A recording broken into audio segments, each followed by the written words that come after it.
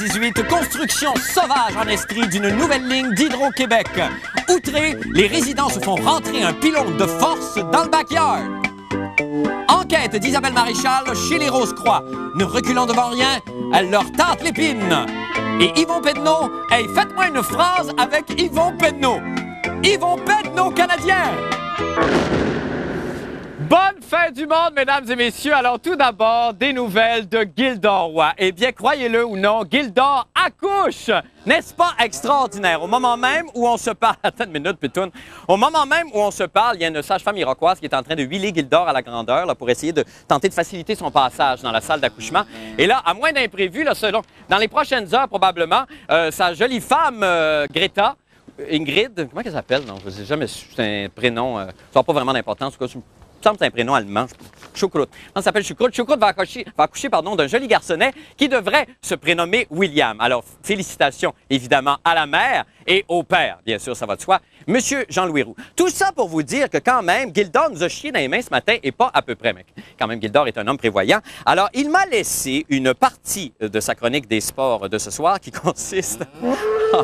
oui, venez avec moi. Qui consiste à danser une petite danse, la danse du buffalo, en compagnie de Pitoune ici présente, qui ne ressemble pas vraiment à un buffalo, mais bon, on a le budget qu'on a. Pendant ce temps-là, ben, la Dominique Chaloux, la régissime, elle se tape une fin de semaine à Vancouver. Mais ça, c'est de la cuisine interne. Je ne vais pas vous importuner avec ça. Alors donc, il faut que je danse une petite danse ce soir, évidemment en l'honneur des sabres de Buffalo, pour conjurer le sort face aux Canadiens de Montréal. Une petite danse qui a pour but, et je cite, de diminuer les forces vives de l'adversaire quelques minutes avant le 4e match de cette 8e de finale de la Coupe Stanley, en l'ensorcelant par des mouvements sinueux et suggestifs et langoureux et lascifs, inspirés par le vocabulaire chorégraphique de l'immortelle Martha Graham. Bon, elle est morte, Martha Graham, pas si immortelle que ça, la madame, quand même. Alors donc, en l'honneur du William qui est à naître et en l'honneur des partisans des Canadiens ce soir, elle sent déjà le danger. J'enchaîne avec la danse contre les sabres de Buffalo. Musique.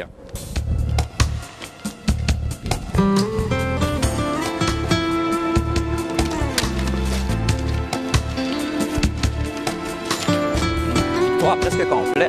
À peur.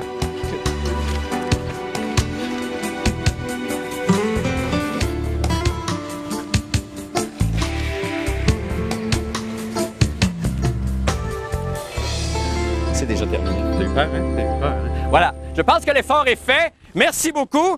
Alors, j'ai fait mon devoir patriotique. J'exige une statue. On réglera ça plus tard. Maintenant, pour les nouvelles... Merci, Pitoune. Et merci beaucoup, M. Pitoune. Quand même, j'allais dire bonjour. Merci, M. Pitoune. Très gentil.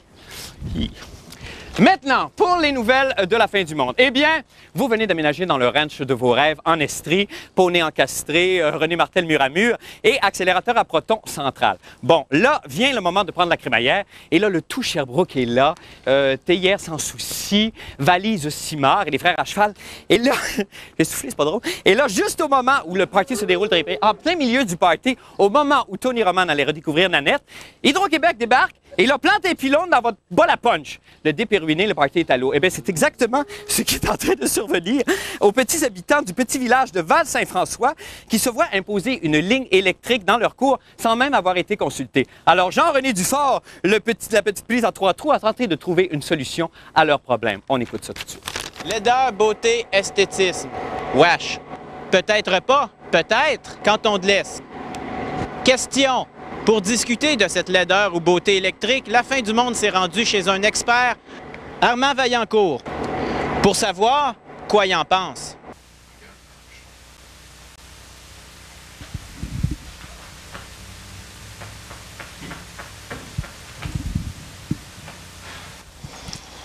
C'est comme si on posait la question, qu'est-ce que je pense d'un couteau ou d'une hache? Ça peut être correct, ça peut être bien nocif aussi, puis ça peut être bien désastreux, puis bien meurtrier. Ça ferait un gratte-ciel extraordinaire, hein? Mm-hmm. Tu as une colonne vertébrale, j'en ai une, il y en a une aussi, hein? Si ta colonne est solide, est en santé, c'est ton plus beau pylône que tu peux avoir. Mais regarde si c'est beau. J'ai photographié presque tout ce qui s'est fait de pylônes au Québec depuis, je ne sais pas, peut-être 25-30 ans. J'ai trouvé ça dans la rue. Des personnes vont dire « Ah, ça c'est très laid, cette chose-là ». Moi, je trouve que l'industrie produit des choses extraordinaires aujourd'hui. Il ne faut pas essayer de se casser la tête à faire beau. Il faut faire vrai. Et la vérité, c'est une chose qui se prend à petite cuillère, ça. Ici Dufort Jean-René, en contemplation. Hey, Jean-René Dufort, vous avez rencontré M. Vaillancourt quand même. C'est toute une rencontre. Oui, et toute une journée, j'imagine. Oui, oui. Une petite conversation. Ben, écoute, il faut compresser. Faut compresser. Alors, Jean-René, qu'est-ce qui arrive? Il n'y a pas de... Les citoyens là, du petit village en Estrie, ils peuvent rien faire pour empêcher la construction de... Aujourd'hui, là, ça s'appelle manger un gros char de bouse de... C'est quoi le nom de la vache? Ben, du résidu, là. OK, c'est ça. Parce qu'il y a un décret qui a été adopté et puis Hydro-Québec est autorisé à passer à peu près sur n'importe quoi pour construire sa ligne. Mais ça, c'est un précédent quand même, parce que on n'avait jamais fait ça. Non, on n'a jamais fait ça et on se pose la question pourquoi il faut aller si vite. Hydro-Québec veut avoir fini avant l'hiver parce qu'il paraît, je ne sais pas s'ils ont eu l'almanach du peuple avant tout le monde, mais ils ont bien peur d'avoir une autre tempête de verglas. Ce qui semble quand même assez improbable entre vous et moi, là. Ben, une chance sur 50 ans, je pense. Oui. Donc, mais ils ont sûrement eu des... je ne sais pas s'ils ont parlé à quelqu'un, une voyante ou quelque chose. C'est toujours ça qui arrive. Et ça, c'est irréversible, même s'il y avait des moyens de pression à partir de maintenant, même si tout le monde se soulevait contre ça, ça ne changera pas, on va construire quand même. Ben, je sais pas si des bombes explosent partout, on va peut-être changer d'idée. Ben, allons pas jusque-là. Ben, non, mais il va y avoir une opposition, Oui. mais on se demande, Hydro-Québec, écoute, Hydro-Québec, comment on peut s'opposer à ça? Parce que Hydro-Québec a peut-être un petit penchant à l'égocentrisme, là. Nous savons quoi faire, vous ne savez pas, nous sommes les experts, on vous écoute pas. OK, ben merci beaucoup pour cette enquête, Jean-René Dufort. Je suis profond aujourd'hui. Ben oui, ben c'est ça, c'est une autre partie de vous. Merci, Jean-René. Salut. Salut. On s'en va faire une petite pause et on revient avec la fin du monde en bref. Restez là. La fin du monde est à 7 heures. Au journal La Presse, qui a décidé aujourd'hui de faire sa une avec Denise Bombardier embrassant un crapet. Bon, au début, j'ai cru que Mme Bombardier nous présentait le nouvel homme dans sa vie, mais non. Il semble qu'on ait présenté cette photographie pour marquer l'ouverture officielle de la saison de la pêche au Québec. Cette photo a obtenu tellement de succès auprès des lecteurs du journal que son président, M. Roger Deslandry, a décidé qu'à l'avenir, la presse soulignerait chaque grand événement qui ponctue l'année de la même façon. Ainsi, au cours des prochains mois, nous pourrons voir Mme Bombardier annoncer l'ouverture de la chasse au chevreuil, la grande liquidation de pneus de Goodyear, le jour national de la chainsaw et la semaine du genou de la police. On attend avec impatience le lancement de la quinzaine de l'hémorroïde. Alors, entrons, si vous le voulez bien, maintenant dans le merveilleux monde inconnu des groupes mystiques et occultes. Ouh. Commençons par l'ordre du Temple solaire. Ouh. Ah non, je les aime pas ceux-là. Commençons plutôt par Vilain Pingouin. Ouh. Ça, c'est-tu eux autres, ça, qui sacrifient des cœurs de jeunes brebis vierges? Ah non, non. Eux autres, ils sacrifient des oreilles de ceux qui achètent leurs disques. Ah non, ça, c'est pas pareil. OK, parlons plutôt des Rose-Croix. Alors ça, c'est un groupe tellement secret que quand tu dis rose, les gens disent quoi?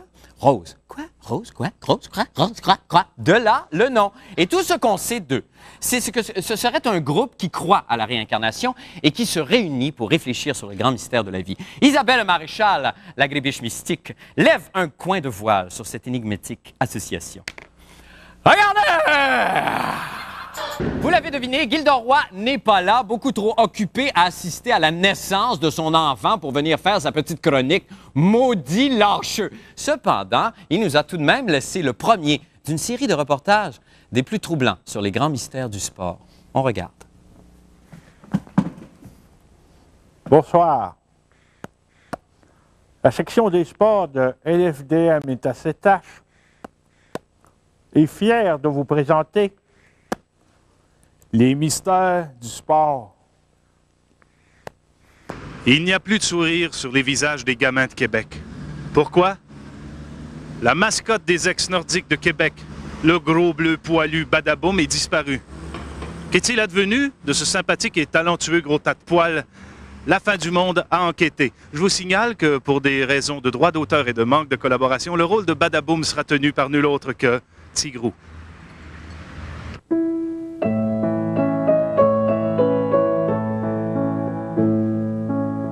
C'est dans les bars tristes du plateau Mont-Royal que Badaboum essaie d'oublier. Dans sa tête creuse résonnent encore les rires des enfants, les clameurs de la foule en délire, les « oh » et les « ah » d'admiration.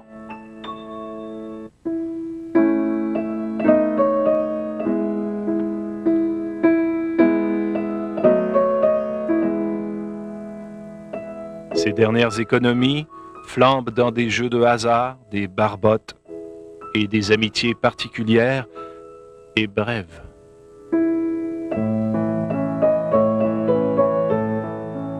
Il essaie tant bien que mal de se dénicher un emploi, malgré son talent pour le moins limité.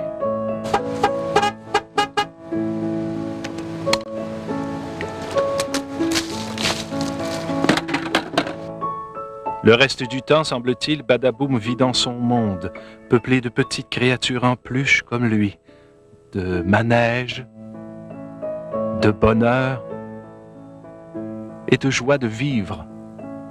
Allez, Badaboum, souris, redeviens le rayon de soleil que tu fus pour nous. Badaboum, plus qu'une mascotte, un symbole, le symbole de la fragilité et de la gloire éphémère.